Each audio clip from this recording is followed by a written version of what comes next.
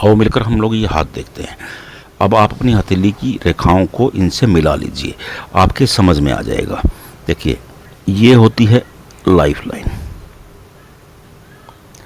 दिख रही है, ये लाइफ लाइन। लाइफ लाइन के पीछे शानदार मंगल रेखा बनी है। देखिए, मंगल रेखा जो होती है ना, ये लाइफ लाइन की हेल्पिंग लाइन होती है। ये इंसान को गंभीर बीमारी नहीं होने देती, हादसों से बचाती है। अब ये है माइंड लाइन। देखिए, माइंड लाइन ये मंगल का स्थान है और ये चंद्रमा है। देखिए, मंगल अग्रेशन के कारक हैं, एनर्जी के। चंद्रमा शीतलता के कारक है, माँ के भी कारक है। तो जब एनर्जी शीतलता से मिलती है तो ये इंसान के सपने बड़े करने का काम करती है।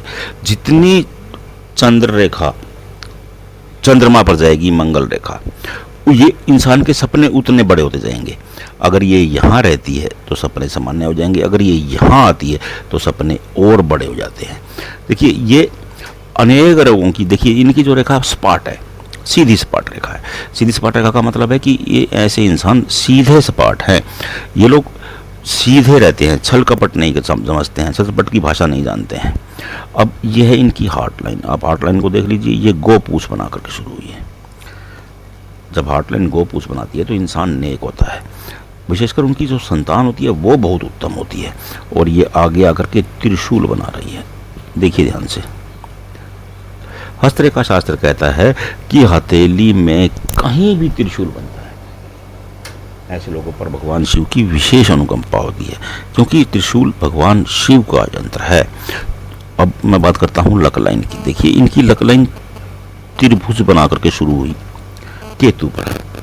अब केतु पर त्रिभुज बनने का मतलब होता है केतु मोक्ष के कारक हैं, आध्यात्मिकता के कारक हैं, सरलता के कारक हैं। देखिए, केतु के बारे में अलग अलग भ्रम है, लेकिन केतु का अपना कुछ नहीं है। वो जिस ग्रह के साथ होते हैं उस ग्रह का वो पावरफुल कर देते हैं। उस ग्रह को अगर वो क्रूड के साथ है तो क्रूरता बढ़ा देंगे, अगर वो शालीन ग्रह के साथ हैं, सम ग्रह के साथ हैं, तो उनके स्वभाव में वृद्धि कर देते हैं।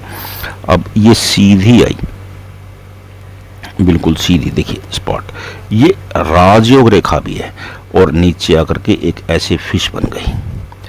इनका बुढ़ापा बहुत गजब का रहने वाला है। देखिए, फिश हथेली में जहाँ भी विराजमान होती है वहाँ के प्रभाव में 12 गुना वृद्धि कर देती है।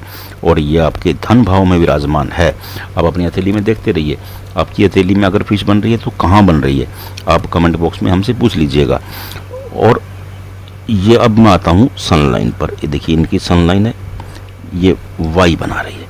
देखिए, वाई हम लोग अब बोल देते हैं, ये दो मुख बोला गया है ज्योतिष शास्त्र में ना, इसे हस्तरेखा शास्त्र में दो मुख। तो दो मुख बनाने वाली रेखा राजयोग रेखा हो जाती है। क्योंकि देखिए, कोई भी रेखा अगर दो मुख बनाती है तो उसके प्रभाव में 2 गुना वृद्धि हो जाती है।